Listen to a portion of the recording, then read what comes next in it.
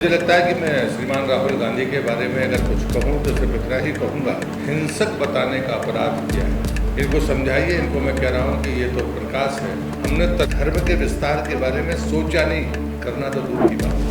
मैं पार्टी की तरफ से आप सबका हृदय से स्वागत और अभिनंदन करता हूँ। हम सब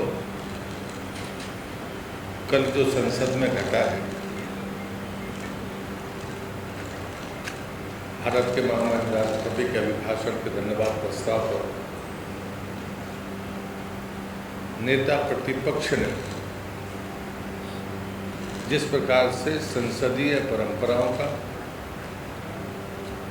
और नियमों का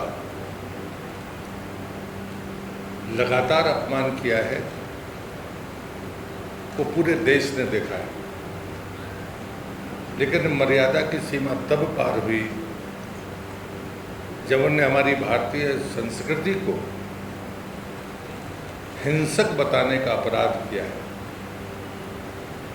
मैं सिर्फ इतना ही कहना चाहता हूं, मैं वर्षों से संसद में रहा हूं, कभी भी राष्ट्रपति के अभिभाषण पर ऐसी टिप्पणियां और ऐसी नियमों और परंपराओं की अवहेलना मैंने तो कभी जीवन में नहीं देखी। मुझे लगता है कि मैं श्रीमान राहुल गांधी के बारे में अगर कुछ कहूँ तो सिर्फ इतना ही कहूँगा, वो कहानी नहीं है, लेकिन एक बार एक व्यक्ति अपने एक साधु के पास गया। उसने कहा कि इनको समझाइए, इनको मैं कह रहा हूँ कि ये तो प्रकाश है और ये हट कर रहे हैं कि मुझे हाथ में दीजिए या इसका स्वाद बताइए,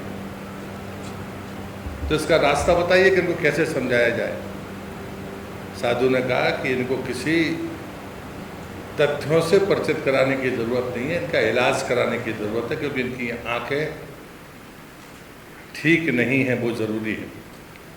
पर मैं राहुल गांधी के बारे में इतना ही कहूँगा कि वो सो नहीं रहे हैं, सोने का बहाना कर रहे हैं। एक हिडन एजेंडा है कांग्रेस का। मैं उनको ज़रूर इस बात के लिए चुनौती देता हूँ कि पूरी दुनिया अहिंसा, सद्भाव और वसुधैव कुटुंबकम के बारे में अगर किसी का नाम लेती है तो वो सनातन की परंपरा है। हमने किसी के बच्चों को दीवार में चुनवाकर अपने धर्म के बारे में चर्चा नहीं की। हमने तलवार लेकर कभी धर्म के विस्तार के बारे में सोचा नहीं, करना तो दूर की बात है। जरा आप उन पर टिप्पणी करके बताइए, तब आपको पता चलेगा। लेकिन मैं ये जरूर कहूँगा कि राहुल गांधी जैसे लोग जो नेता प्रतिपक्ष हैं, पहले ही दिन उनने सदन के भीतर अपनी मंशा जाहिर कर दी है कि आने वाले 5 सालों में उनका एजेंडा क्या है। शायद देश की जनता ने सशक्त विपक्ष के नाते वोट दिया होगा कि सशक्त विपक्ष हो देश की संसद में, लेकिन वो हिंदू विरोध का अभियान बन जाएगा।